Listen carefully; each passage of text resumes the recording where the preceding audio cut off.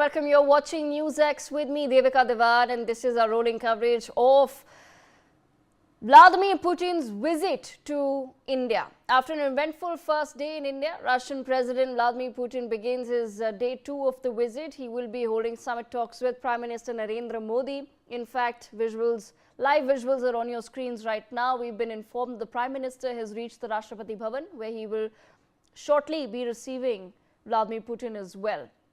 The meeting's viewers will be focused on boosting both defense and trade ties. This is President Putin's first visit to India in 4 years and his first since the war in Ukraine began.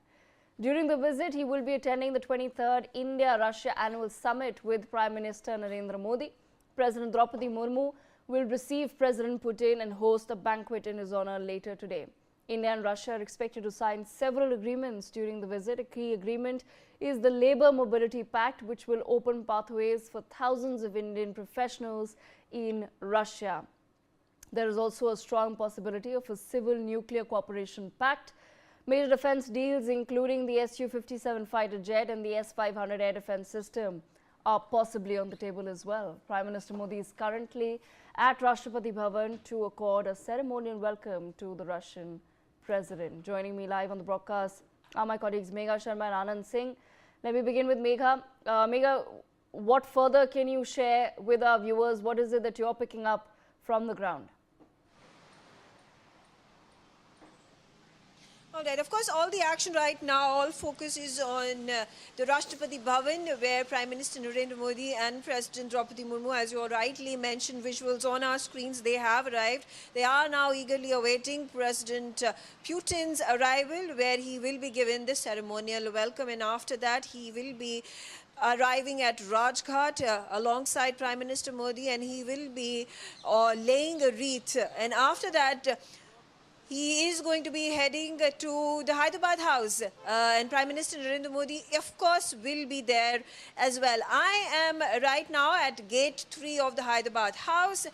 The main gate, which is Gate 6 of Hyderabad House, is where the cavalcade of the two leaders would be arriving. This is going to happen at 11:50 a.m. So it's going to be about 50 minutes from now that those bilateral talks will take place.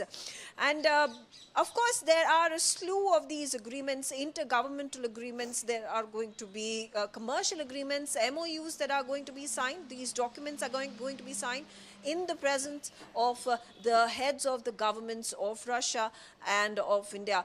Key amongst them, of course, is the mobility agreement that has been the focus. It has been at the front and center of talks between India and Russia. Of course, the trade deficit that has been a big concern for India, $68 billion worth of trade that happens between India and Russia, and only $5 billion worth of goods and services are sent out from India to Moscow. So that is something that has been the key concern, and there is going to be some action that is going to take place by way of these MOUs and agreements that are going to be signed. Agriculture, transport, mobility, pharmaceutical. These are some of the key sectors in which India can increase its exports. Hopefully, there can be further reduction of tariffs when Russia imports Indian goods. That is something to keep a close eye on. But Devika, right now, of course, that big ceremonial welcome for President Putin is what is awaited. And Megha, what more can you tell our viewers as far as the larger delegation that has come in from Russia? We've heard a lot of business leaders have also been brought in. There's a lot of talk as far as cultural exchange is also concerned. So what further can you share with our viewers? What are some of the key sectors that we're now looking at as far as business is concerned? Yes, cooperation, increasing business ties, economic ties, trade and investment ties between India and Russia is the key focus, and it is very visible in terms of the massive delegations that have come in with President Putin. They are in tow, and in fact the India-Russia business forum that was addressed by the Indian Industries and Commerce Minister Piyush Goyal, as well as his Russian counterpart, yesterday at the Bharat Mandapam saw hundreds of these delegates from India and from Russia. And the theme was opening up of the Russian markets for Indian businesses. So it cannot be clearer than this, that Russia is in fact rolling out the red carpet for Indian businesses for import purposes, where Russia is, in huge requirements. Agriculture, in fact, announcements are in fact going to be made. There are already trade routes that have been opened up further for Indian marine products, for pomegranate, for potatoes. These are some of the consumables that Russia requires in large quantities, and there has been ease of business in the agricultural produce that India exports to Russia. Besides that, like I already mentioned, pharmaceutical, electrical goods, manufacturing and investment opportunities where Indian businesses can set up their plants in Russia. This has been the focus. In fact, while President Putin, who is in a 27-hour visit yesterday evening when he arrived, there was already an India-Russia business summit that had commenced. This happened at 11 a.m. onwards at Bharat Mandapam. And today as well, on the sidelines, while the two leaders are going to be holding those bilateral talks, this business summit continues to take place. This business forum continues to take place. That is going while these important talks, these strategic and bilateral conversations take place here at Hyderabad House. We will also see on the sidelines that these business delegates are going to build networks, also explore avenues of mutual cooperation at business-to-business level talks and conversations. That has been the major focus. Besides that, we also saw the Roscosmos director, who is also in India. Space cooperation is one of the keystones of India-Russia relationship. Is there a likelihood that there could be an MOU, intergovernmental MOU that is signed between India and Russia for exploring and strengthening of these space exploration, space cooperation agreement that could be expected? Besides that, of course, we saw 7 ministers that were in tow with President Putin, and of course we had the defense minister who arrived just a few hours before President Putin's arrival here in India. He already met the Raksha Mantri Rajnath Singh. There was the defense level talks that the two leaders held, and one of the, India and Russia have had very strong defense relationship, and this goes on to show, of course, this conversations, these talks between the two defense ministers of India and Russia goes on to show that there are, in the pipeline, a number of potential agreements, whether we talk about the S-500s, missile defense systems, or we talk about the Sukhoi 57s and the exchange of transfer of technology, joint production of these 5th generation stealth fighter jets. So it's all on the table. A likelihood of a defense pact being signed while the two heads of the governments oversee those agreements being signed, perhaps not today, but of course a momentum being built now that the president of Russia is over here, and alongside him the defense minister of their country. Right, absolutely. Megha, thank you so much for joining us with those details. Let me quickly go across to my colleague Anand Singh as well. Anand, what is it that you're picking up from the ground? What further can you share with our viewers as far as this visit is concerned?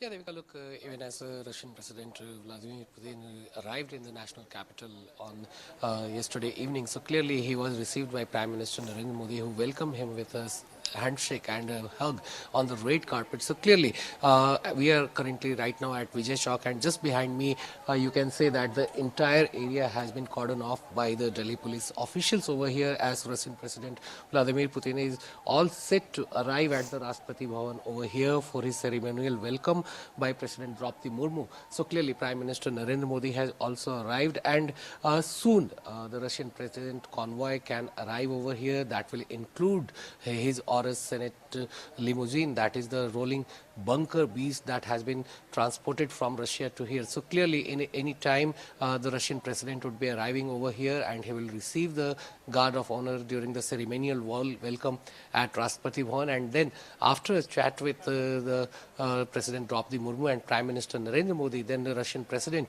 will leave from the Rashtrapati Bhavan for Rajghat to offer floral tributes to Mahatma Gandhi over there. So in any time, as you can see in the visuals, that how the entire area has been cordoned off. The flags of India and Russia have been put across the street to welcome the Russian president. And as you can see, the movement of the vehicles over here, how the Delhi police official vehicles are moving over here to clear the entire route. So in any given point of time, the Russian president can arrive here, and it can be within a minute or two. So clearly, the entire cavalcade of vehicles, now it can be seen that how several of the Delhi police vehicles, and yes, in the visuals you can see that the Russian president has arrived, and you can see the vehicle going inside the limousine, that is the Horus Senate limousine that has been transported from Russia. So in the visuals you can clearly see the Senate limousine, that is the rolling bunker from Kartavya Path inside the Rashtrapati Bhavan. So the Russian president has arrived over here with his entire all right, I believe Anand just told me that the Russian president has arrived, and we were facing some connection issues there. Anand, if you can hear me, I think the jammers may be coming in at this point in time where you're standing, and that's why we've been losing connection with you. But I also have with me Commander Bhushan Dewan with us on the broadcast, and Major General Brijesh Kumar as well.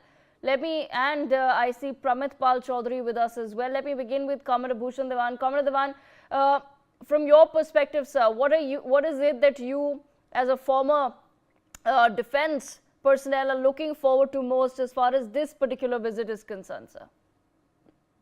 Devika, it is expected that on the lines of BrahMos, the joint venture between India and Russia since 1995, 30 years back, we would like to have more joint ventures in latest leading edge technologies, whether it is Sukhoi 57 or it is S-500, and Russian nuclear submarine is of course coming for nuclear on lease. INS Chakra 3 is coming on 202728, and the point is that plus for the 200 kilometers range air-to-air missiles, which we face the problems in Sindoor also, because P-15 missiles of China gave us a bit of problem handling them in the recent Op Sindoor phase 1.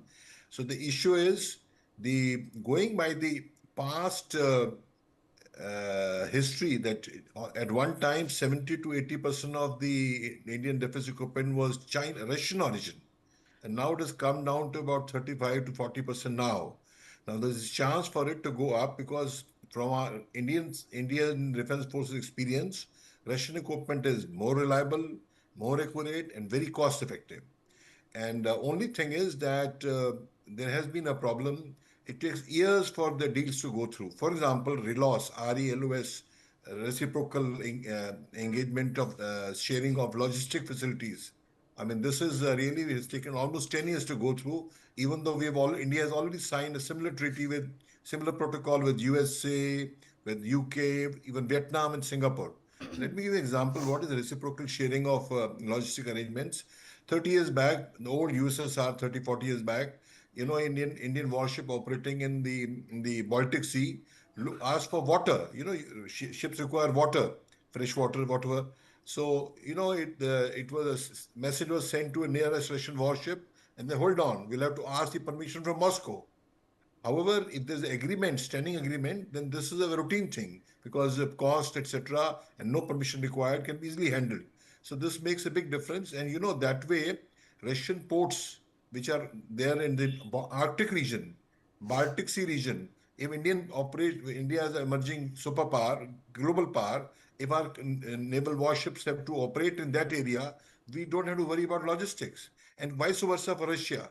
So the point is, a lot of it is expected from this. We're looking forward, though I must tell you, intelligence reports, the inside story says that S-500 does not seem to be on the cards as of now. And another thing, very good thing about the imports from Russia, defense imports from Russia.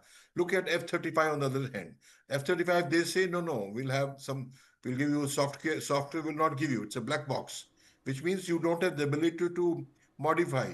And also, which means Americans will have the ultimate control whether we can use it when the time comes, when we really have to take it, use it Right, yeah. absolutely. Sir, my apologies for interrupting there. I believe that the Russian president is arriving very shortly at the Rashtrapati Bhavan. Let's quickly listen in.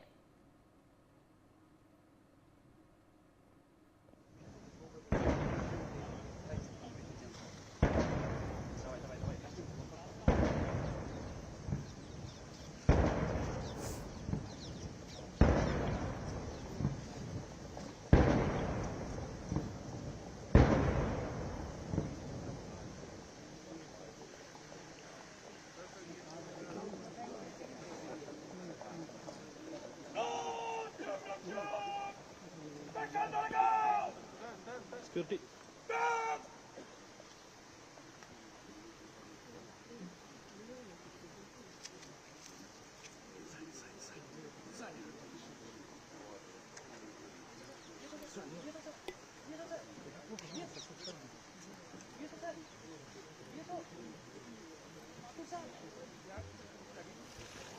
Ladies and gentlemen, that is the convoy of the Russian president, who has now been welcomed by both President Draupadi Murmu and Prime Minister Narendra Modi. Remember, he was first received by his Indian counterpart, that is President Draupadi Murmu, followed by Prime Minister Narendra Modi, and now the ceremonial welcome begins. Listen in.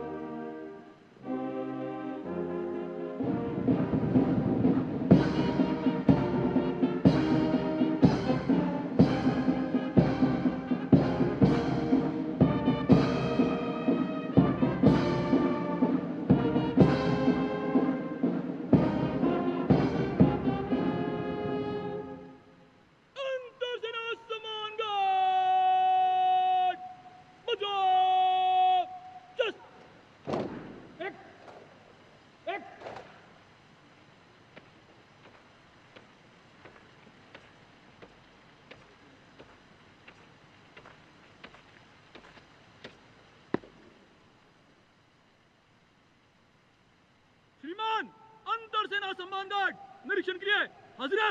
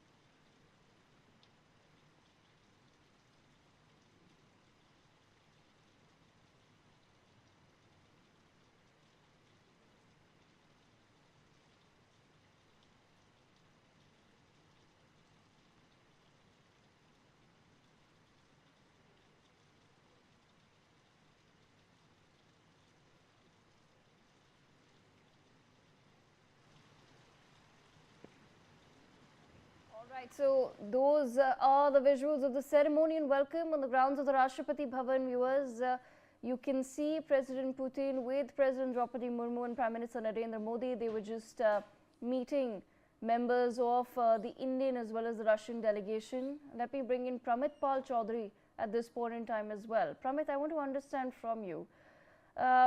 When we say that the world is watching this particular visit, do you agree with that? Is the world truly watching?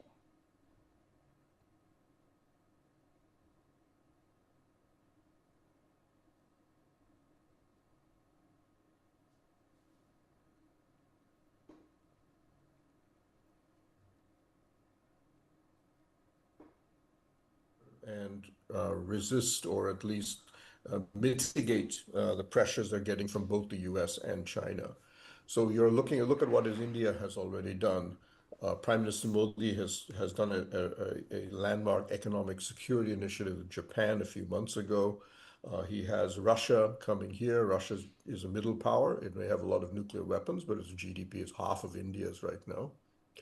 We will see Ursula von der Leyen, the EU commissioner, coming to India next month probably to announce the FTA. And you will see a lot more action of that variety. So Russia is the outlier in many ways because it is the only non-democracy that India is working with closely. So for the Europeans, of course, this has been a source of a bit of heartburn given the situation in Ukraine, but India is very clear. We need to work with every middle power. China remains our primary rival. America, however, is proving unreliable in this circumstance, and we need to keep Russia as well as other middle powers on our side. And we will cooperate with them as much as it's possible. And that's exactly what you're seeing. So this is one step, but a key one, as part of a new, should we say, reassembling of the international structure that's taking place, which is why Putin's visit here, Modi's visit to Japan, von der Leyen's visit to India next month will all be watched by the rest of the world, because fundamentally this is about it. To say new world order would be difficult, but it is a response to the breakdown of a previous world order. All right, let me also bring in Major General Brijesh Kumar there. Major General Brijesh Kumar, your thoughts on the same. When we talk about the world watching, why exactly would the world be watching this particular visit? You know, it's his first visit, Putin's first visit to India in 4 years, the first one since the war with Ukraine began. But why is this crucial for the world to also understand some of the messaging and signaling of this visit? Devika, the world is going a geostrategic shift. My previous panel has talked about it a little.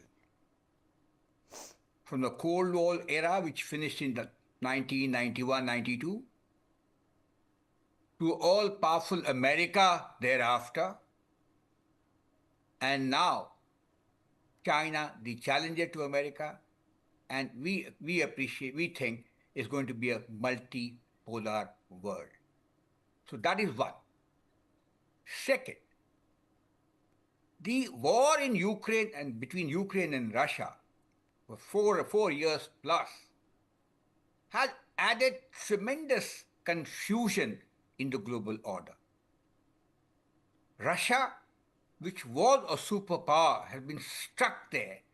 Its economy is in bad shape. It has loss of manpower, because of the war going on. It is huge in resources. And India, on the other side, looking for resources with huge amount of manpower, becomes a strategic fit, per se, with regards to working closely in the environment. The second aspect linked with this is the geostrategic affair is Russia is fighting Ukraine.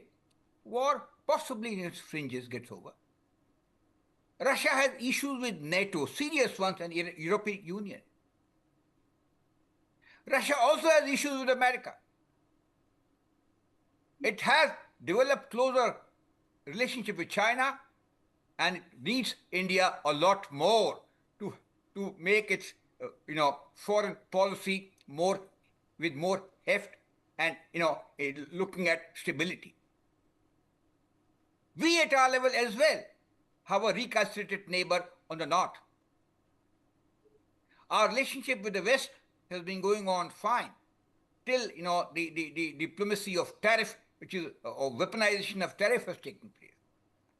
And as I said, our growing hunger for resources and Russia's availability of those kind of resources, especially the energy, minerals, mines, and commodity, is a perfect fit.